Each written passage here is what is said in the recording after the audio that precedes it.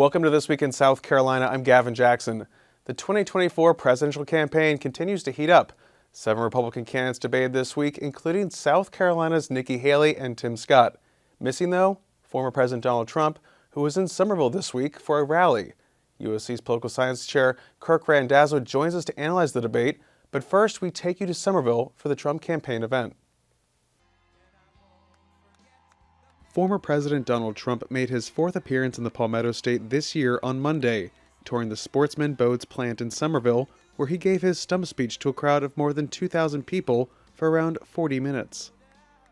And most importantly, we're at levels against Crooked Joe that nobody's seen, because you just don't see that with Republicans.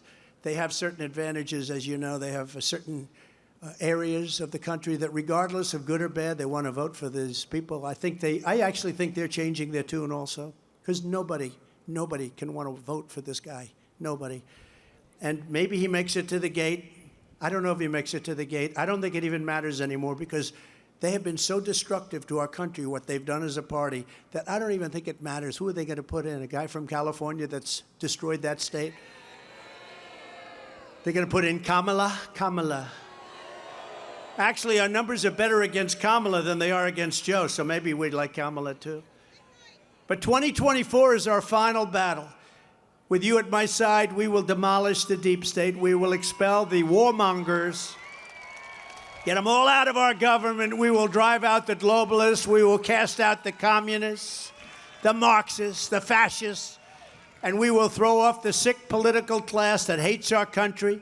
We will rout the fake news media. Those people right there, they're fake, so many of them. I spoke with several of his supporters who make up his robust and unwavering lead in every national and early voting state Republican poll, including a Fox Business poll that puts Trump at 46% and former Governor Nikki Haley in a distant second at 18%, surpassing Florida Governor Ron DeSantis at 10% and Senator Tim Scott at 9%. Trump supporters don't care about his 4 criminal indictments or South Carolina's own 2 homegrown candidates. 2016, what got me? I like the setting points that he had.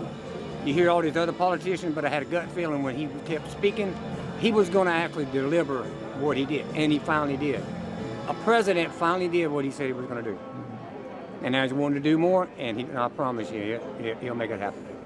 I've supported him from day one, and I will continue to support him because of everything that he stood for with our police officers, with our families, with just with everything regarding the family. He's very strong, and I believe he's the strongest candidate when it comes to family values. Because he never should have been out. The country was doing great when he was the president. He stood for everything moral. And he still does. We are living in an evil time right now. I can't even believe it's like the epitome of evil. But he's not having any of it, no matter what it is. He'll keep those borders shut. He'll keep the children safe. It's just we're living in it's an atrocity what's happening in this world.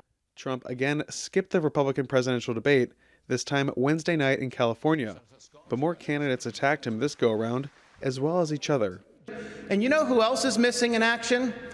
Donald Trump is missing in action. He should be on this stage tonight. He owes it to you to defend his record, where they added $7.8 trillion to the debt. That set the stage for the inflation that we have now. Black families survived slavery. We survived poll taxes and literacy tests. We survived discrimination being woven into the laws of our country. What was hard to survive was Johnson's Great Society, where they decided to put money, where they decided to take the black father out of the household to get a check in the mail, and you can now measure that in unemployment, in crime, in devastation. Infuriating, because TikTok is one of the most dangerous social media apps that we could have. And what you've got, I honestly, every time I hear you, I feel a little bit dumber for what you say, because I can't believe that here you've got a TikTok situation. What they're doing is these 150 million people are on TikTok.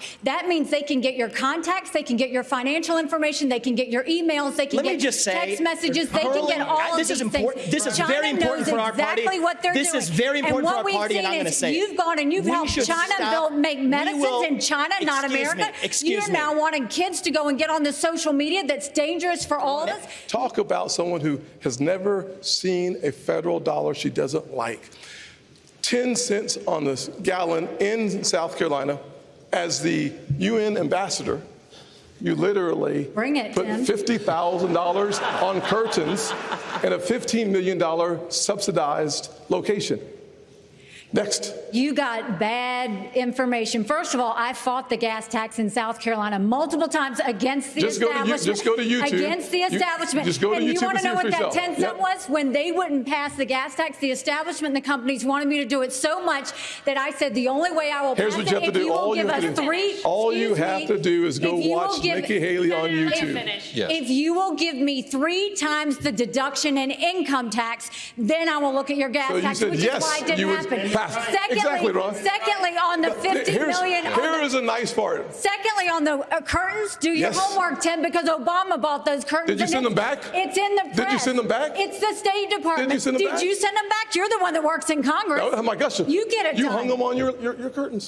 They were there before I even showed up at the residence. You are scrapping. You are scrapping. I'm not scrapping. You know.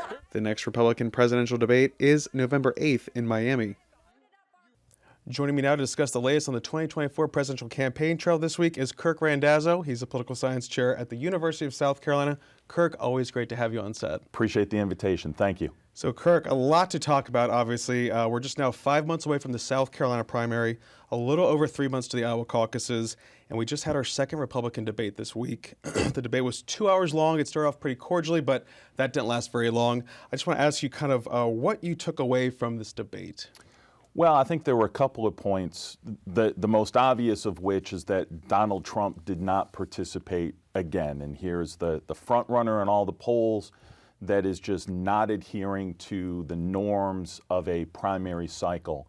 But his absence notwithstanding, I think some other good takeaways were how other candidates performed, especially Nikki Haley. I think she had a remarkable debate again.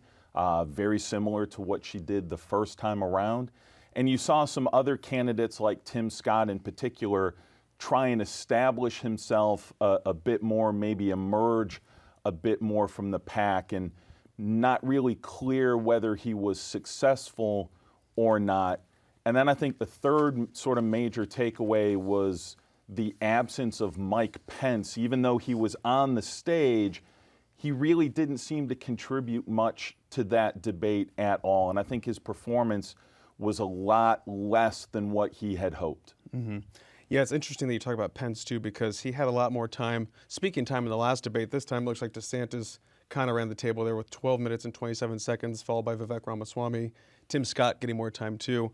But when we talk about what expectations were, do you think that the folks delivered on what they were expected to do in that debate?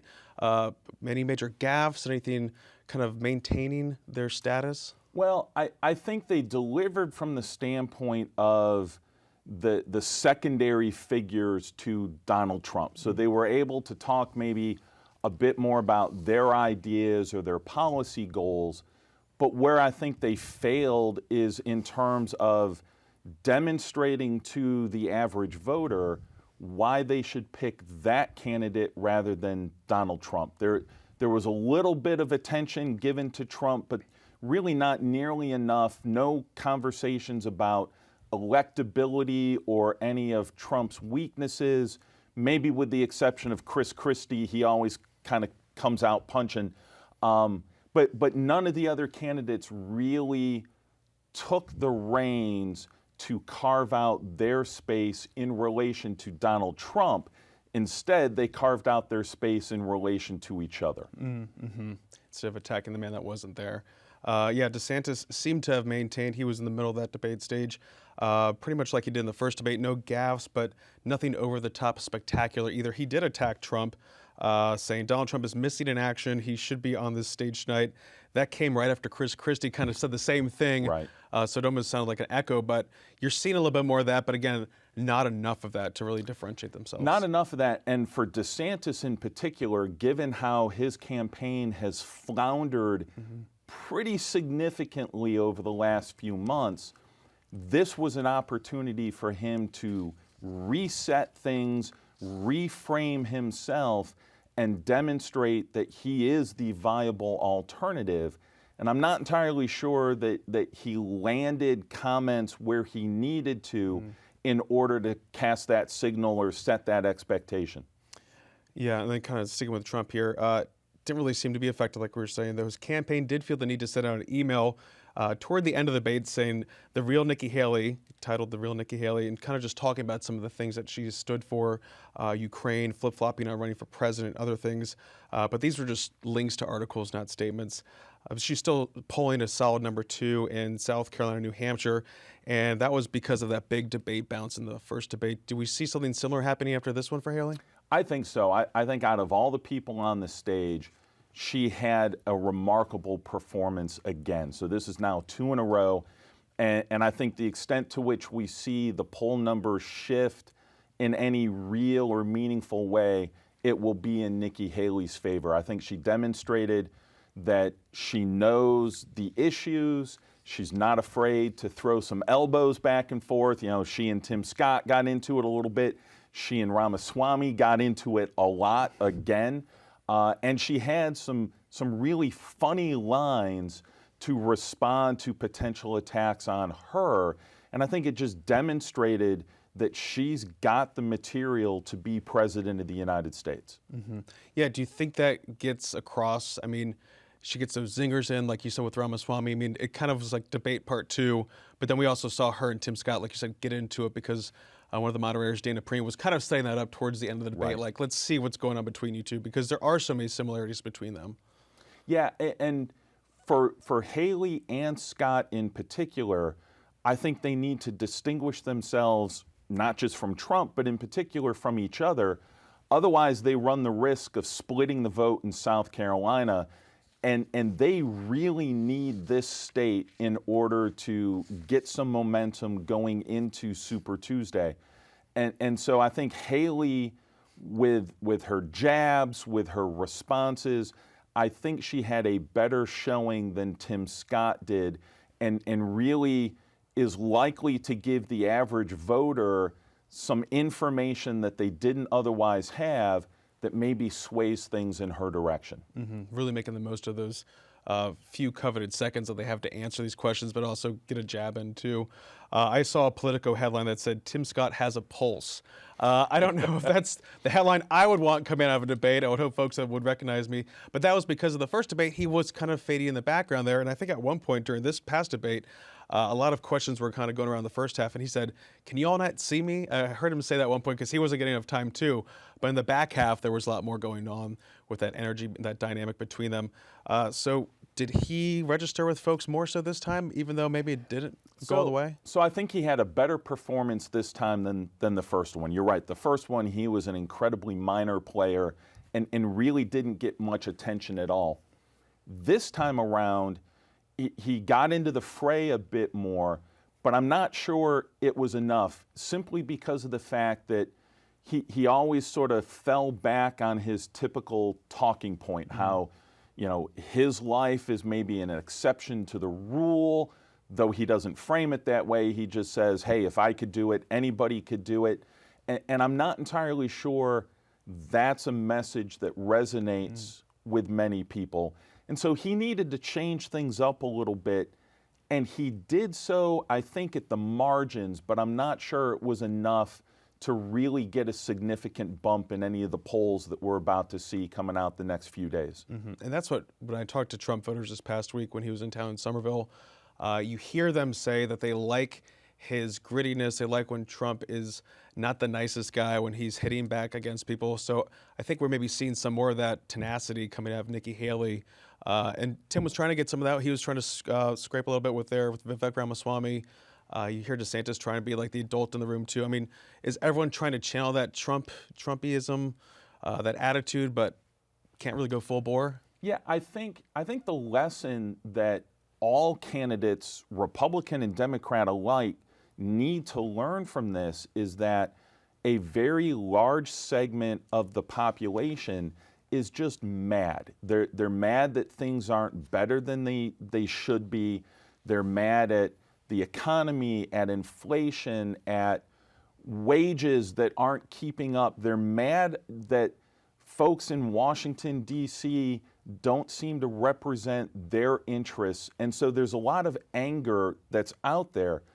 Trump, whether you love him or hate him, has done a remarkable job tapping into that anger. And I think some of the other candidates are trying to do that, but not send the signal that they will have maybe other behaviors that are less appealing that Donald Trump seems to exhibit. And that's a really difficult line to walk. And I'm not sure anybody has mastered that approach yet. I think they're still trying to feel out different talking points, different phrases, to see what might resonate with the populace. Yeah, because the Mr. Nice Guy bit maybe doesn't work entirely well for Tim Scott. Right, yeah, I think it works when it comes to governing, but it doesn't necessarily work when it comes to campaigning. And that's sort of the big difference. And I think that's a difference that Donald Trump sort of forgot about. His 4 years in the presidency felt like one giant campaign still, and there was less of an emphasis on actually governing. And I think the folks on stage last night are trying to play up the governing side of things, but forgetting that all of this needs to be couched within a campaign. And you have to demonstrate that you are willing to fight for the beliefs you have, for the ideals that you articulate. And then that kind of goes into electability on top of all that. You know, the primary is so different from the general election, but it doesn't seem to matter right now. According to polls, folks still want Trump across the board, whether it's in early voting states or in national polls.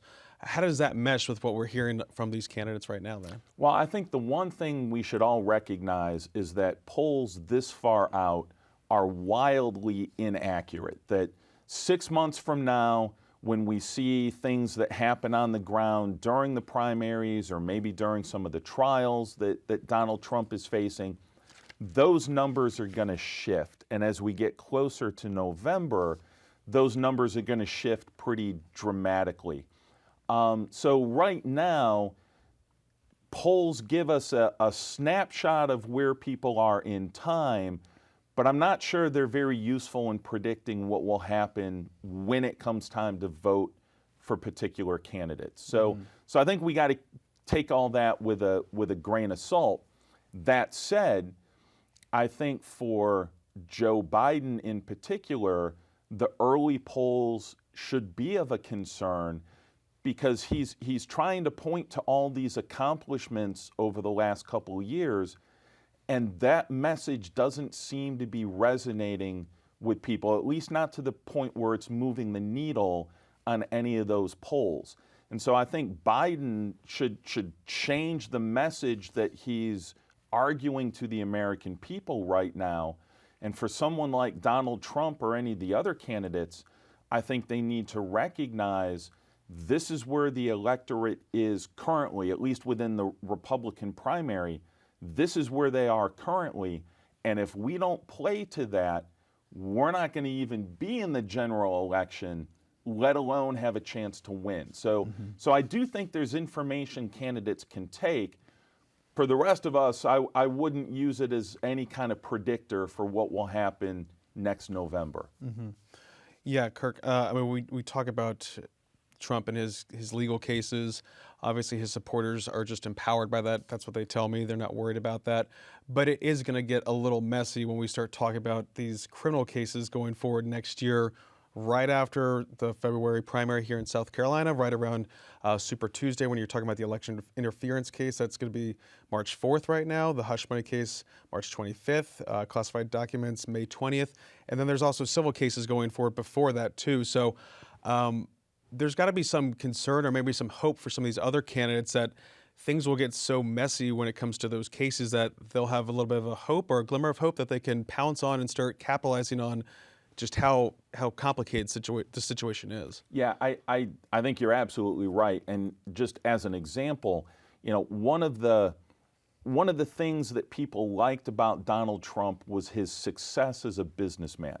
All right, and they looked at the Trump Organization and see the name on all these properties, and Trump played that to his benefit to say, look, I've been incredibly successful and I will take that to the White House.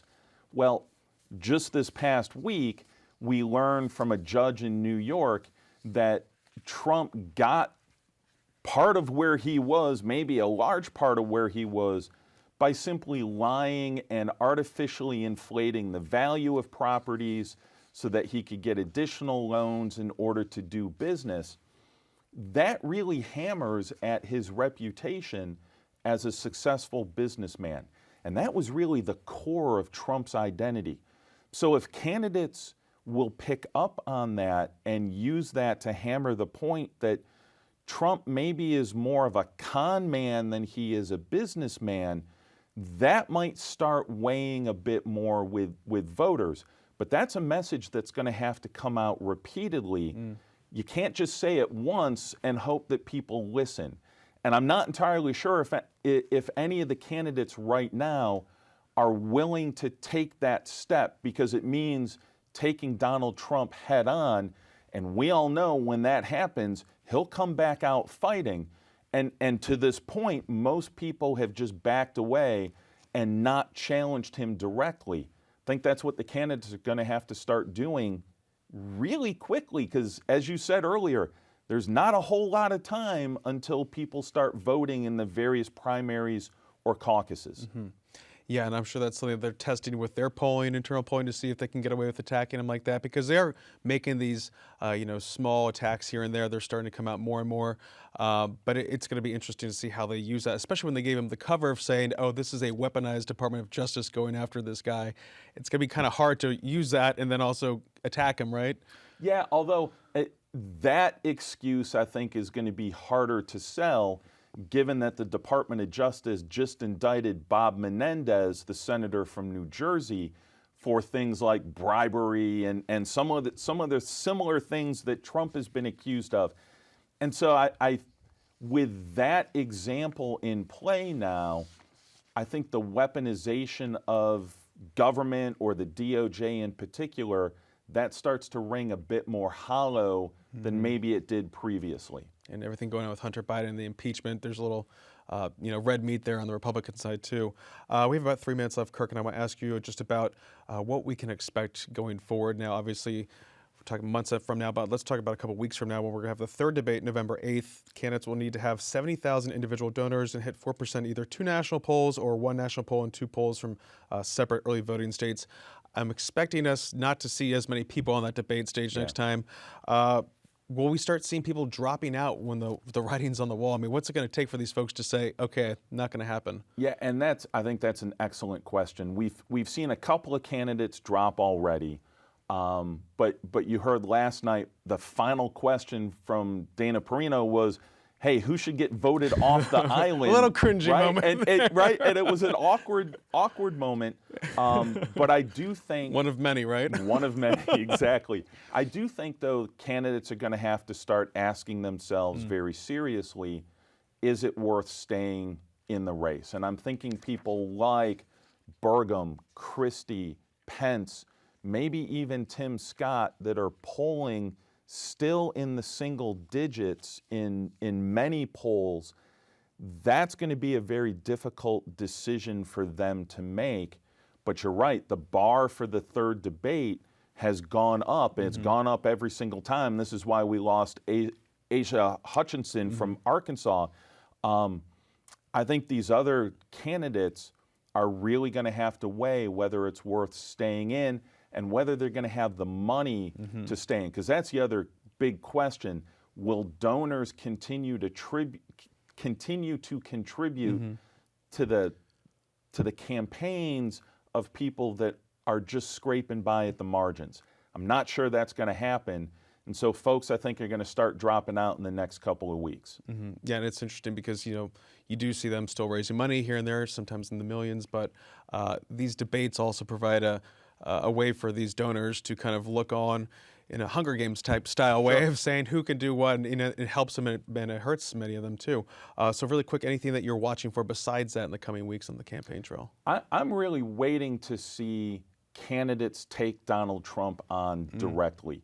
It's still been very hesitant at best, maybe kid gloves with a jab here and there, but nothing really of substance. And I think in the next couple of weeks, that has to happen in order for them to gain any kind of traction. The second thing I'm very curious to see is the extent to which Trump is going to duck the third debate. So he got some criticism last night for not being there on stage.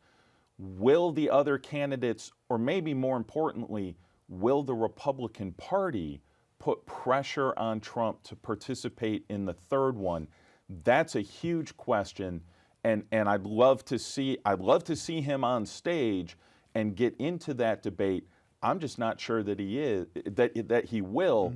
And so if he doesn't, what kind of consequences or repercussions might he face for just blowing all of that off? And I think that's a huge question that we'll find out in the next few weeks. Yeah, it's an ever-changing landscape when it comes to politics in All the America. time. A lot to watch for. That's UofSC Political Science Chair Kirk Randazzo. Kirk, thanks as always. Appreciate it. Great to be with you. To stay up to date with the news throughout the week, check out the South Carolina Lead. It's a podcast that I host on Tuesdays and Saturdays that you can find on southcarolinapublicradio.org or wherever you get podcasts. For South Carolina ETV, I'm Gavin Jackson. Be well, South Carolina.